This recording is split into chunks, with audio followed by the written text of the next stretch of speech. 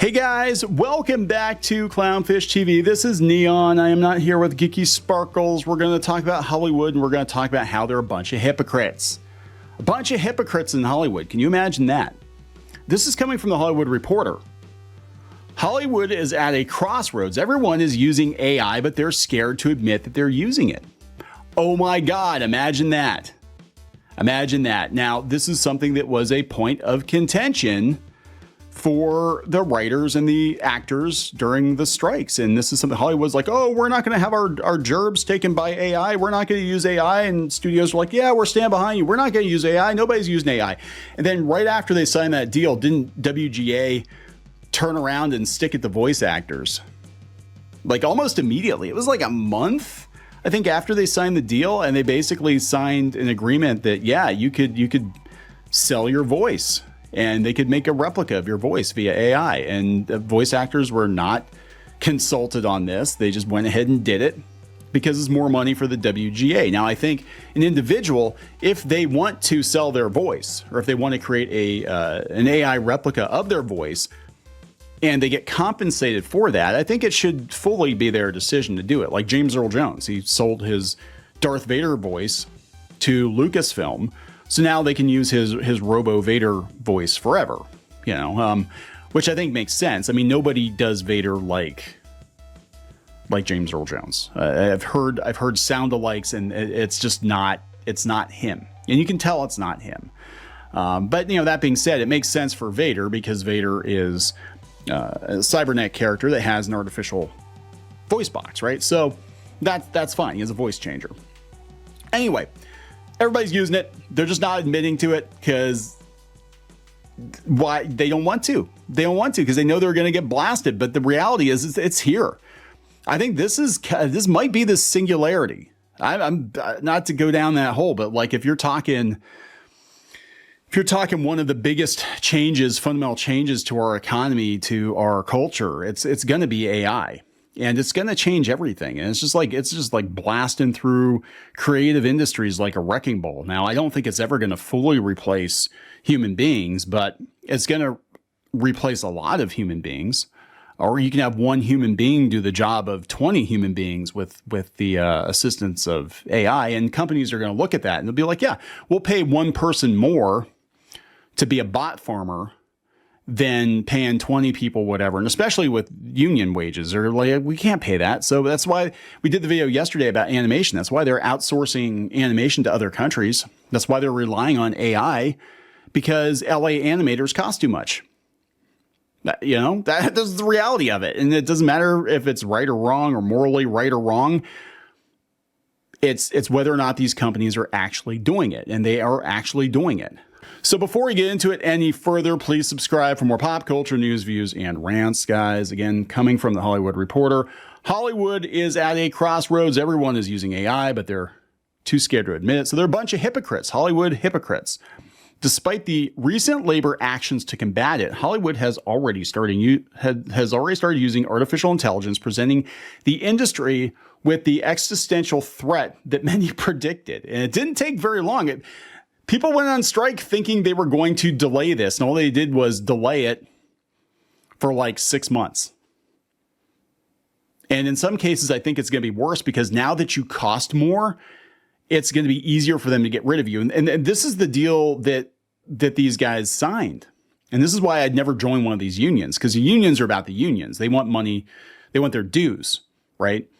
And it doesn't matter where it comes from. It doesn't matter if it comes from their members or an AI voice or whatever. They want paid. Now that individual writers and actors are going to cost a lot more, they're going to get rid of them faster. This is why they signed the deal, because the deal, remember, the deal was like the top performers get more money.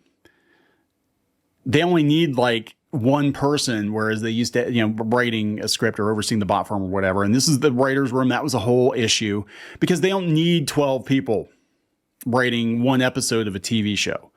1 or 2 people with possibly the assist of an AI. That's all they need. So those 1 or 2 people that are left, they're going to get paid more. The other 10, they're going to be working at Starbucks, driving for Uber, and they already are. So let's go back to the article. For horror fans, Late Night with the Devil marked one of the year's most anticipated releases. They said following a late night talk show host airing Halloween special in 1977, it had all the makings of a cult hit, but the movie may be remembered more for the controversy surrounding its use of cutaway graphics created by AI. I didn't know that. This is the first I've heard of that.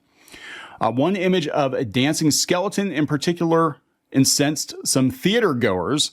Leading up to its theatrical debut in March, it faced the prospect of a boycott, although that never materialized. They all threaten a boycott, and they never actually do. The movie's directors, Cameron and Colin Carnes, defended the AI usage, explaining the art was touched up by human hands. It's the same thing that WotC did. Oh, yeah, well, the end product was touched up by human hands. In a statement, they said, we experimented with AI for 3 still images. That's it, 3 still images, which we edited further and ultimately appear as a very brief interstitial in the film. Less than a month later, 5 images suspected. So we're not talking about like them replacing actors. We're not talking about them generating film footage. We're talking about still images. Less than a month later, 5 images suspected to be generated by AI teasing post-apocalyptic scenes in A24's Civil War sparked similar outrage by a segment of fans. This is the first I've heard of it, and I've actually been following this stuff. That's how small the number of complainers were. It was a very small number of people that were outraged by this, because more people were outraged, I think, by Wizards of the Coast, because they do depend very heavily on original art, or have in the past. But I didn't hear anything about this. There were a few telltale signs in the graphics that they were created by AI. The 2 Chicago Marina Towers building and one poster are on opposite sides of the river, and another shot of wreckage shows a car with 3 doors. Wow, people actually zoomed in to see how many doors the car had, because they're so ass mad about AI. In response, a reader on A24's Instagram post wrote, the backlash to Late Night was more than enough to make transparently clear that everyone, we do not want this. This is the first I've heard about it. I don't think the general public cares. I'm being honest. I'm not saying it's right or wrong. I'm saying I don't think the general public cares. What they care about is the end product. And that's the truth. They don't even know who's making the sausage. They don't care. They don't care. But in the entertainment industry, the Pandora's box of AI has already been unleashed behind closed doors. Most corners of production, from writers' rooms to VFX departments, have embraced it. For every project that has faced blowback for using AI in some part of the production pipeline, there are dozens more that have quietly adopted the technology. There are tons of people who are using AI, but they can't admit it publicly because you still need artists for a lot of work, and they're going to turn against you.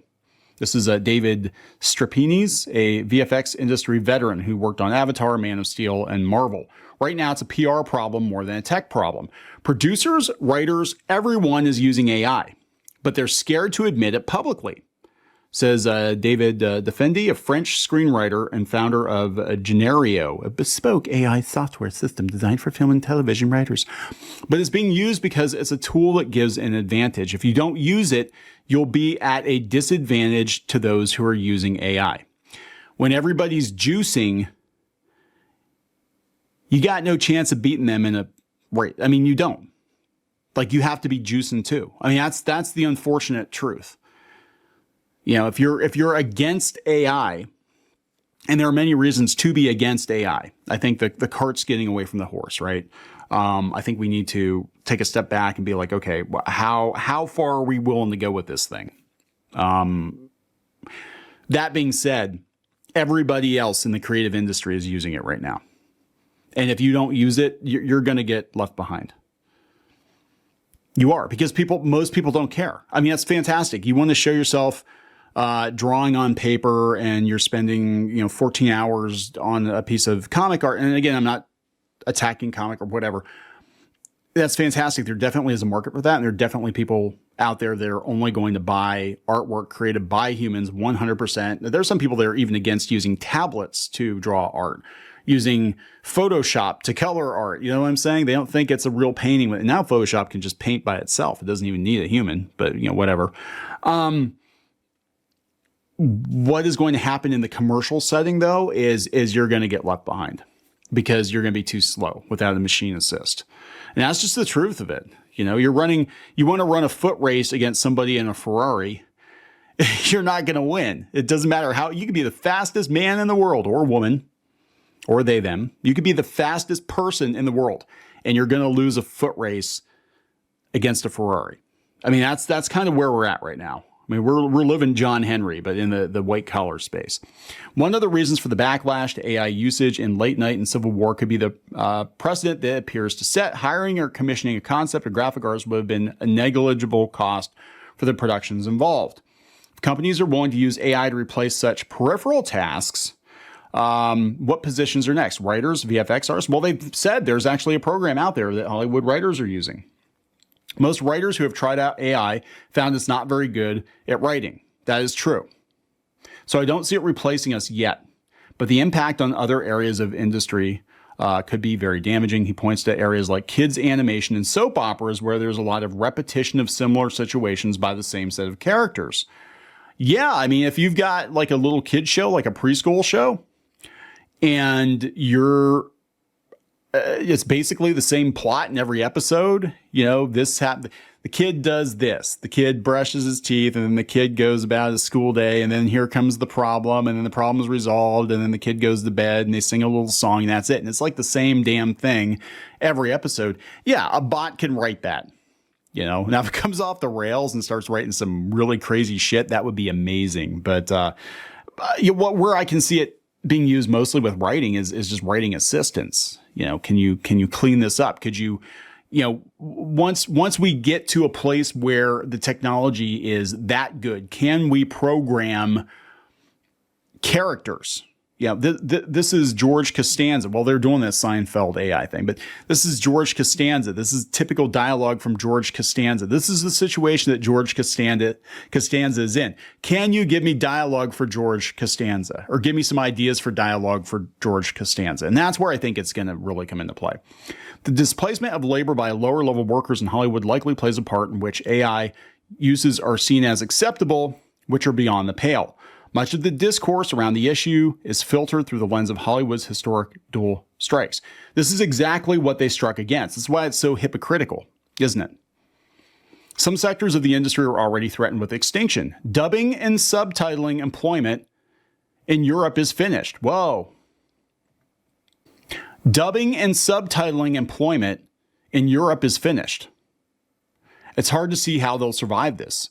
I think that's 100% true. I think what's going to happen is, and we're going to see this in anime too, Japanese studios are going to use AI to translate their own stuff. They don't need a third party, which is probably good given that most of these third parties are using the opportunity to inject their own personal politics. In Cannes on Saturday, indie producer distributor XYZ Films will present a sizzle reel of AI translated trailers of international films, including UFO Sweden, Vincent Must Die, and Smugglers. So yeah, TrueSync dubbing technology from LA-based company Flawless are pitching the tech as a chance for hit international films to cheaply produce a high-quality English language dub that will make them more attractive for the global market. You don't think that, wow, okay, so they're saying in the very, very, very near future, like within the next year, it could be incredibly normal for all translations and all dubs to be done in-house by the foreign studios, whether it's Japan for anime or foreign films, and they're just going to do it themselves. Even the dubs, they're going to do the dubs themselves. I mean, imagine that. You can come up with, you could actually have the, or a variation of the original Japanese voice actor for an anime character effectively do the English dub. And that's what's going to happen. I'm not saying it's right or wrong. I'm just telling you, this is going to happen. It's already happening. It has happened. It's just like freaking Watchmen. You know, the reason Ozymandias was given the spiel was because he had already done the thing. The giant squid was already here. It's too late for you to do anything. So now they're telling you after the fact what they've already done. And while you were on strike, you just made yourselves more disposable because they're like, yeah, we can't have Hollywood shut down for another year. We can't have this happen again. So let's hurry up and get that AI stuff in place, because AI is not going to go on strike unless it becomes sentient and then it decides to take over the world and whatever. But that's a whole nother thing. Putin, a new political biopic from Poland, is using AI tech to recreate the face of Putin over the body of an actor with a similar build to the Russian leader. Isn't that scary, though? I mean, that they can do that? Like, we can just fake footage of people doing all kinds of crazy shit. Right now, we're just using it for porn. But eventually, I could see like, oh, yeah, that person killed somebody. Here's video footage of them killing someone. It's going to be like The Running Man, right? I foresee that film and TV productions will eventually employ only leading and perhaps supporting actors, while the entire world of background and minor characters will be created digitally. Again, even like rom-coms, and I was shocked to learn this, even rom-coms are using CGI to touch up scenes of like, the street or, cityscape or stuff like that. Like, it looks like a very mundane shot, but it's also like it's cheaper to create a skyline via CGI than it is to go get a helicopter or something, you know what I'm saying, to film it. So yeah, this is going to become very, very normal. It's going to become incredibly normal. And that means that so many people are going to be out of work. But also, like I said in the animation video yesterday, it's going to level the playing field. You might be able to create a Hollywood level production out of Idaho or Wisconsin. In Hollywood, the specter of AI casts a daunting shadow. A study surveying 300 leaders across the entertainment industry issued in January reports that 3/4 of respondents indicated that AI tools supported the elimination, reduction, or consolidation of jobs. Over the next 3 years, it is estimated that nearly 204,000 positions will be affected. Concept artists, sound engineers, and voice actors stand at the forefront of that displacement. Visual effects and other post-production work were also cited as particularly vulnerable. There is also an imbalance to the resistance to AI usage in Civil War and Late Night, but not, for example, here, which will feature a de-aged Tom Hanks and Robin Wright. The transformations were accomplished using a new AI tool. We've been desensitized to that. Disney's been doing the de-aging for years. We just didn't call it AI. But that's kind of what it's doing, right? You're basically putting a mask on them. Yeah, and this is what's going to happen. So then we're going to have actors that never actually age out of roles or never retire, or they sell their likenesses. I could totally see Tom Hanks selling himself to Hollywood and being like, yeah, you can make Tom Hanks movies forever as long as my family gets money forever. You can use my voice, my likeness. You can make whatever, and then my estate has to sign off on any Tom Hanks project. I could see that happening. Again, we could have Casey Kasem voicing Shaggy forever if he had decided to sell his voice, or his family decides to sell his voice. And then that means that we don't need another voice actor. We don't need another actor. We don't need new actors. We've got Tom Hanks forever. That's where we're at. Where many see a threat, some see opportunity, like the advent of CGI in the 90s. What we've been doing is taking the generative models to a point, says this VFX supervisor. Some allow us to train our own data too. That's why a lot of open source models and data sets we can train ourselves are a bit more alluring. Yeah, I would like to see that. I mean, I think if you're going to do it, if you want to talk about like ethical AI usage, having an assistant, training an assistant, and then being able to like lock that training down, like this is your personal creative assistant. Nobody else can do it exactly this way because you've trained it this way. That would be very useful, that you could duplicate yourself. They said that we have a policy of not using AI in anything client facing because we don't want to put ourselves in any kind of spurious legal ground. I think it's too late. You've already let the genie out of the bottle, guys. And the fact that I hadn't even heard, and I've been following this stuff, and I hadn't even heard any outrage about these two movies shows that the general public doesn't care. Same with Pal World. They tried to be like, oh, Pal World's using AI. And then EA turned around and said, yeah, we're going to use AI.